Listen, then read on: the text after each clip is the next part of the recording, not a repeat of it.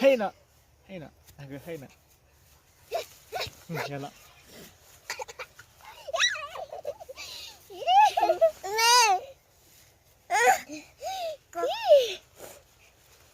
Mở vơi. Mở lớp còn chặt lên nữa.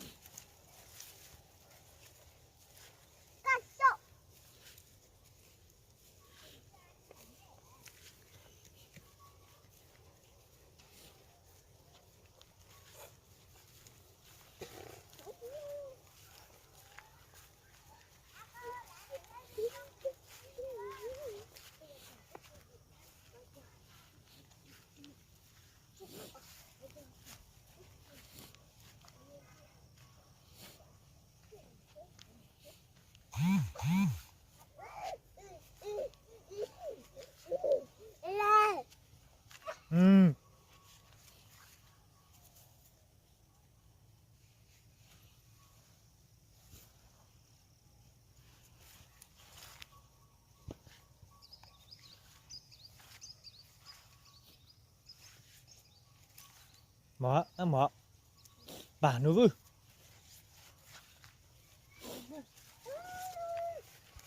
Bà nói lời tuốt đề, lời tuốt đề, tuốt mấy tề mồ.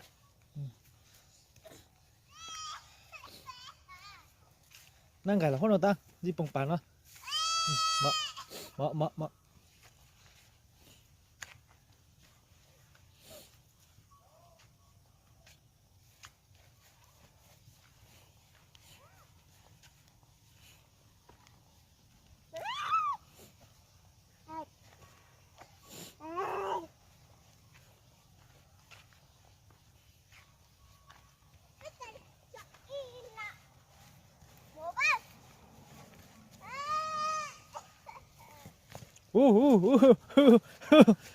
Em mang một tí thôi,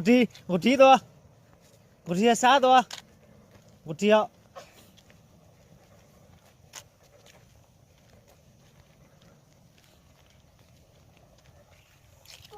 Hậu của xôi tu kia có đi xôi tôi kem mơ để đau người thầy giáo viên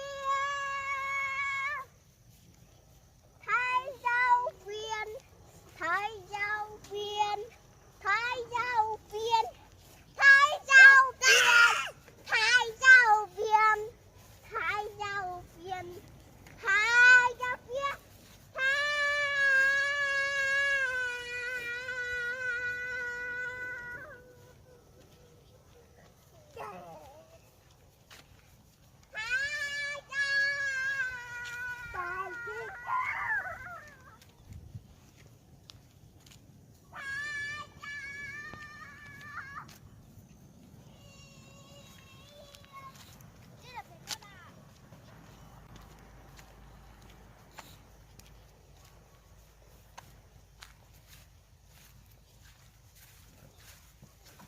Đi về ơi, mà, xí đào nào.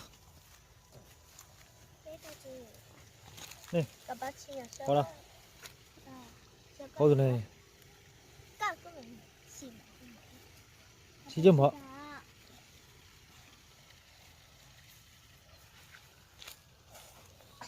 Mà muốn mà bóng vào đấy ơi. Luôn hiểu rồi cả. Lũ đi về ơi. Đi về với, lũ đi về với. Bà nó bắn dê với.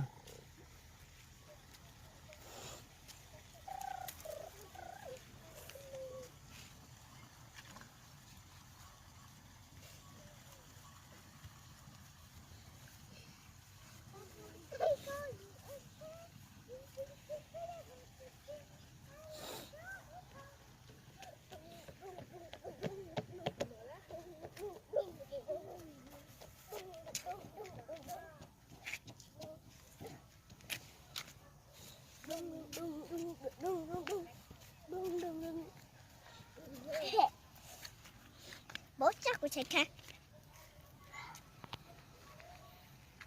nên bố Ôi trời ơi.